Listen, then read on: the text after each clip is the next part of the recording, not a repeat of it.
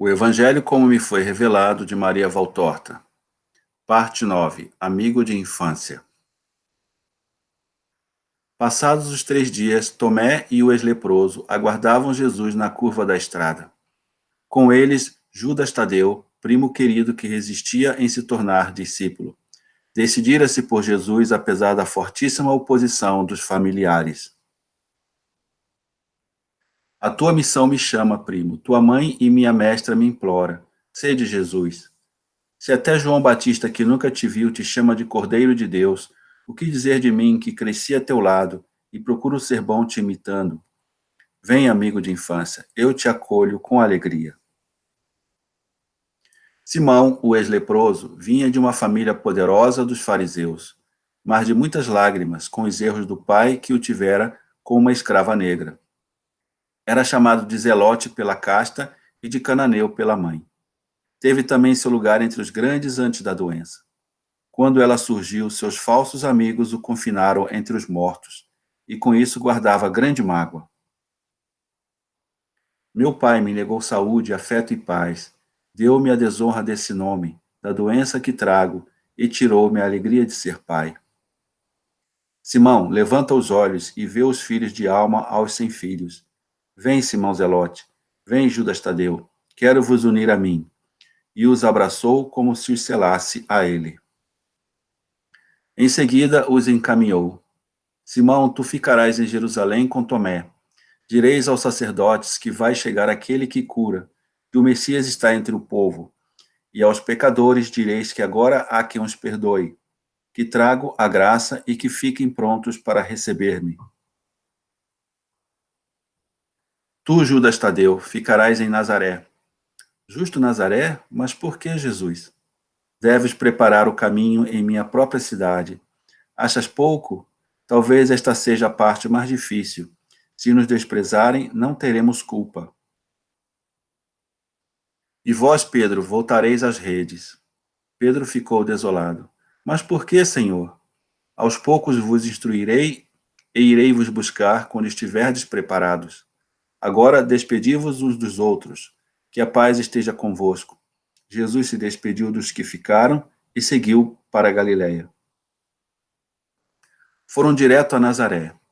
Meu filho, mãe, os dois se abraçam. Maria, muito mais baixa que Jesus, foi fechada em seu abraço. Os discípulos ficaram fora para deixá-los mais à vontade.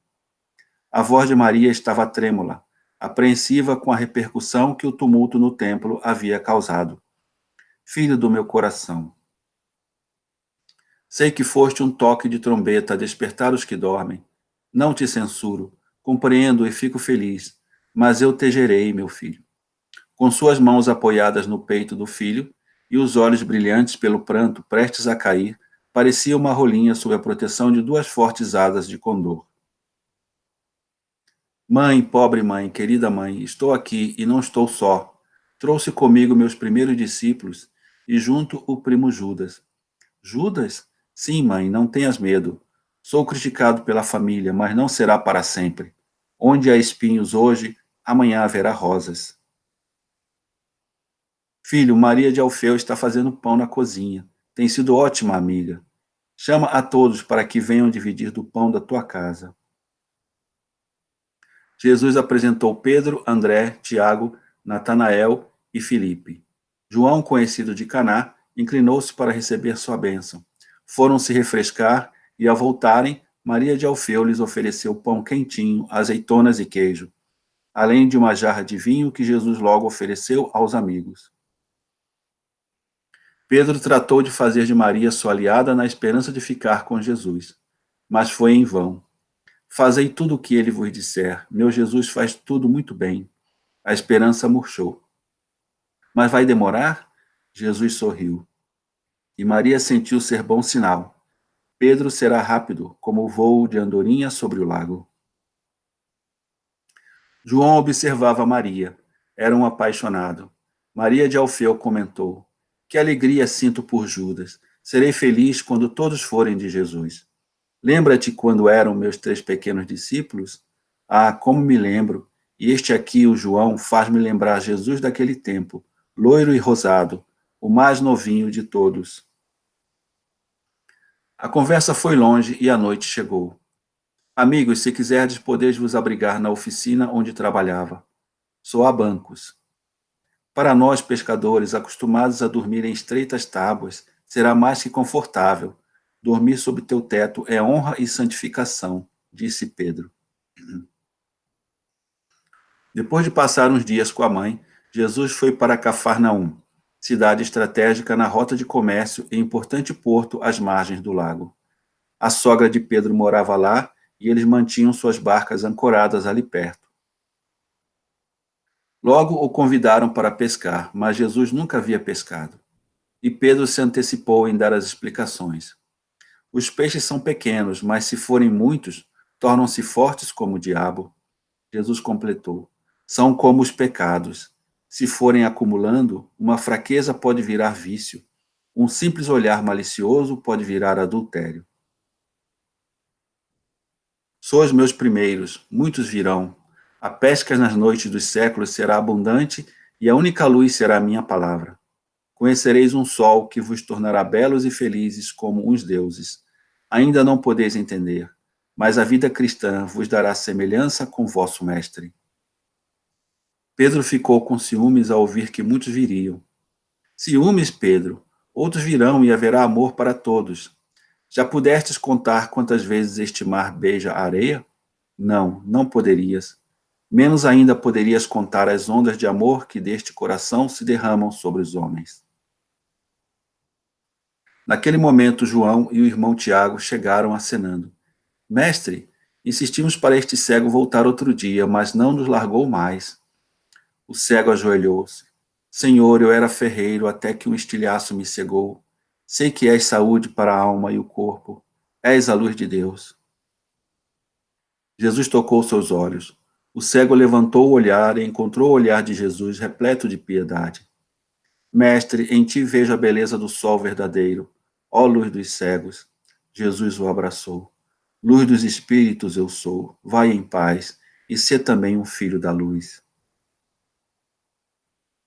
Na sinagoga, a multidão aguardava ansiosa a presença de Jesus. Muitos doentes presentes. O sinagogo perguntou se estava preparado e lhe deu um rolo para ler. O texto dizia: Ó Israel, não poderás estar à frente dos inimigos, enquanto não tirardes do meio de vós os que cometeram delitos.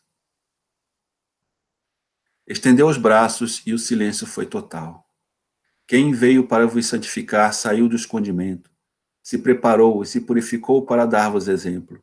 Sou eu, mas não como alguns pensam e esperam. Meu reino é muito maior.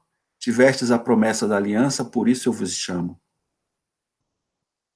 Não será com batalhões armados que este reino vai ser implantado. Nele não entrarão os violentos, nem os prepotentes, os soberbos, os enfurecidos, invejosos, luxuriosos e avarentos, mas os bons, os mansos, os misericordiosos, os continentes e os humildes. Escutai todos vós, não será contra inimigos de fora que deveis combater, mas os que dominam vossa alma e o vosso pensamento vingativo. Fazei isso se quiserdes estar no reino que jamais será vencido. Porém, não useis feitiçaria para saberdes quando isto acontecerá. Deixai a Deus o segredo do tempo. Com Deus não se brinca. Um barbudo levantou-se indignado. És um atrevido, com ordem de quem falas assim?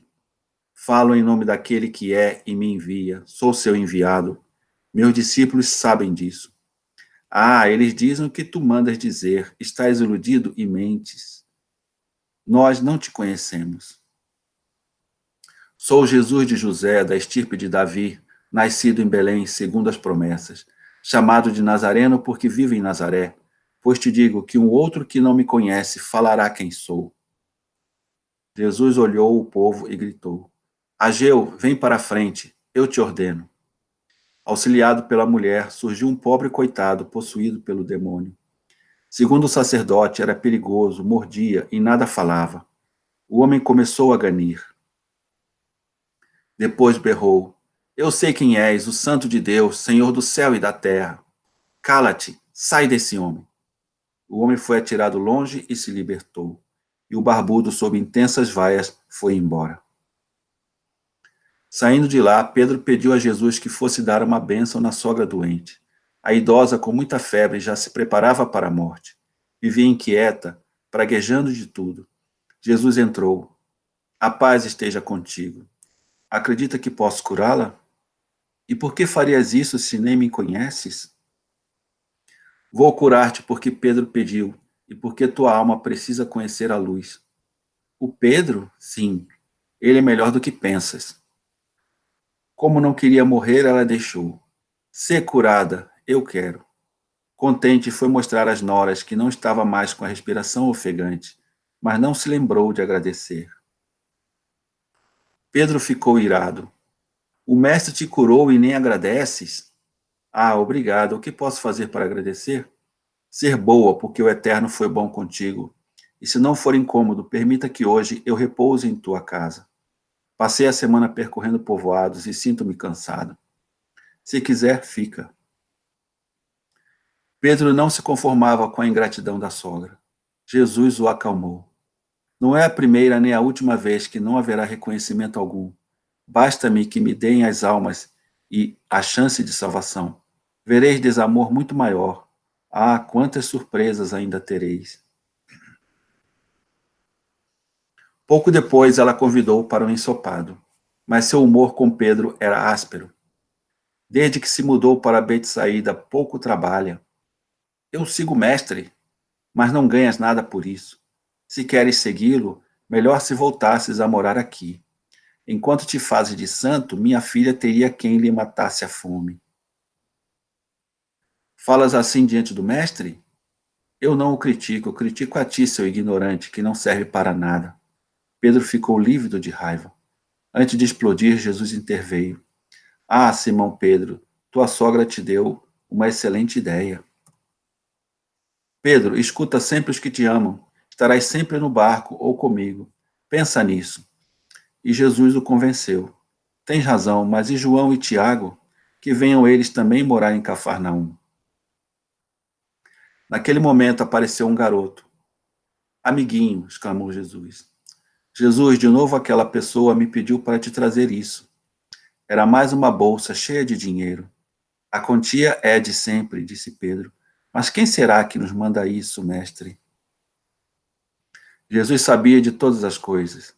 Simão Pedro, logo logo vais saber, porque se o mal gosta de ficar escondido, o bem, por mais que queira ficar oculto, para ter seu mérito, um dia será conhecido por todos. Escutai todos, a natureza de Deus é amor, e essa pessoa entendeu isso. Ela ama seu semelhante. Próximo capítulo, Igreja que nasce.